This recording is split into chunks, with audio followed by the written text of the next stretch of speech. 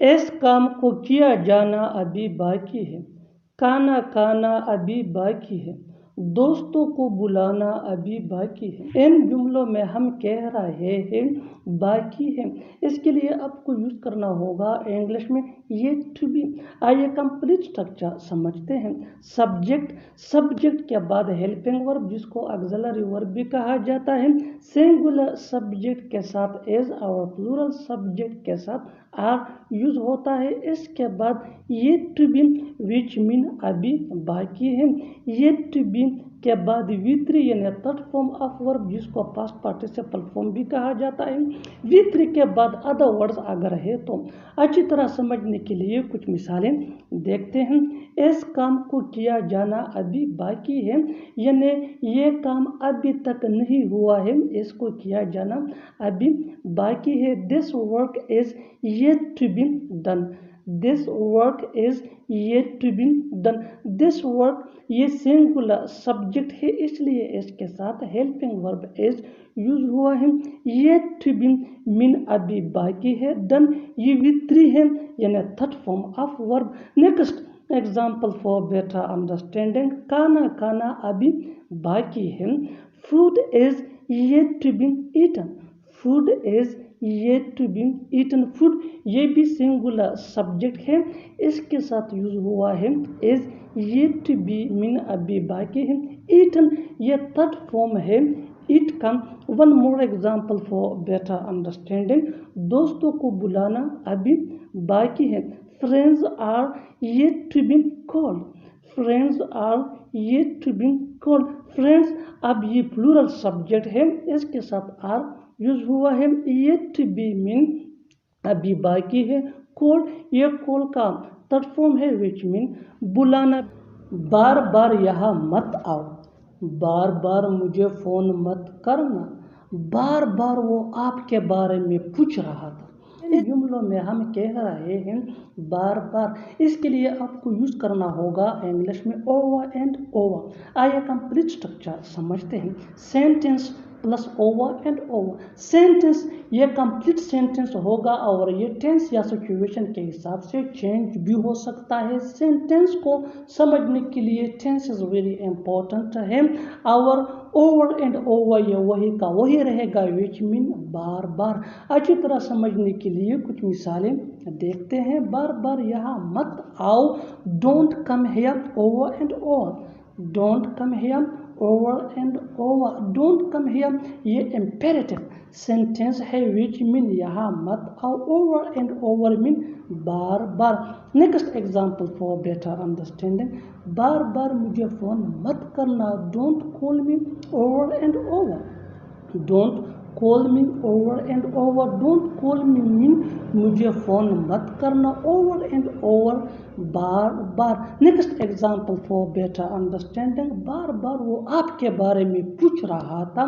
He was asking about you over and over. He was asking about you over and over. He was asking about you ये past continuous tense का sentence है which mean वो आपके बारे में पूछ रहा था। ओवर एंड ओवर मीन बार बार आप एक ही गलती करते हो, बार बार आप एक ही गलती करते हो। You make the same mistake over and over. You make the same mistake over and over. और आखिर में ये सेंटेंस आपके लिए कमेंट सेशन में इसका जवाब ज़रूर देना। बार बार वो नाकाम होता है, वो परेशान रहता है, तुम खामोश रहते हो, वो नाराज़ रहता है। इन जुमलों के लिए इंग्लिश का ये स्ट्रक्चर यूज़ होता है। सब्जेक्ट ये सिंगुलर भी हो सकता है, प्लूरल भी हो सकता है। सब्जेक्ट के बाद रिमेन ये मेन वर्ब है जो चेंज हो सकता है सब्जेक्ट या टेंस के मुताबिक। इसके बाद आपको यूज़ करना होगा एडजेक्टिव। अच्छी तरह समझने के लिए कुछ मिसालें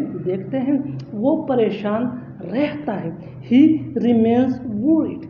ही रिमेन्स वरीड ये सिंपल प्रेजेंट टेंस है जिसको प्रेजेंट इंडेफिनिट टेंस भी कहा जाता है। One more example for better understanding, तुम खामोश रहते हो, तुम खामोश रहते हो। You remain silent. You remain silent. Next example for better understanding, वो नाराज रहता है, वो नाराज रहता है। ही रिमेन्स एनॉयड। ही रिमेन्स एनॉयड वो खुश रहा, वो خوش رہا یہ سمپل پاسٹ ٹینس ہے. ہی ریمینڈ ہیپی. ہی ریمینڈ ہیپی اور آخر میں یہ سینٹینس آپ کے لیے کامنٹ سیکشن میں اس کا جواب ضرور دینا. وہ اداس رہتا ہے. ملنے کا سوال ہی پیدا نہیں ہوتا. وہاں جانے کا سوال ہی پیدا نہیں ہوتا. کھیلنے کا سوال ہی پیدا نہیں ہوتا. ان جملوں میں ہم کہہ رہے ہیں سوال ہی پیدا نہیں ہوتا. اس کے لیے آپ کو یوز کرنا ہوگا انگلش میں نو کوسچن رائزز. آئیے کمپلیٹ اسٹرکچر سمجھتے ہیں. No question arises plus to plus V1 یعنی فرسٹ فارم آف ورب جس کو بیس فارم آف ورب بھی کہا جاتا ہے. V1 کے بعد یوز کرنا ہوگا آپ کو ادر ورڈز اگر ہے تو. اچھی طرح سمجھنے کے لیے کچھ مثالیں دیکھتے ہیں. اس سے ملنے کا سوال ہی پیدا نہیں ہوتا. No question arises to meet him. No question arises to meet him. وہاں جانے کا سوال ہی پیدا نہیں ہوتا. No question arises to go دیا. No question arises to go دیا. کھیلنے کا سوال ہی پیدا نہیں ہوتا. No question arises to play. No question arises to play. کہیں ایسا نہ ہو کہ وہ سو رہا ہو. کہیں ایسا نہ ہو کہ وہ پڑھ رہا ہو.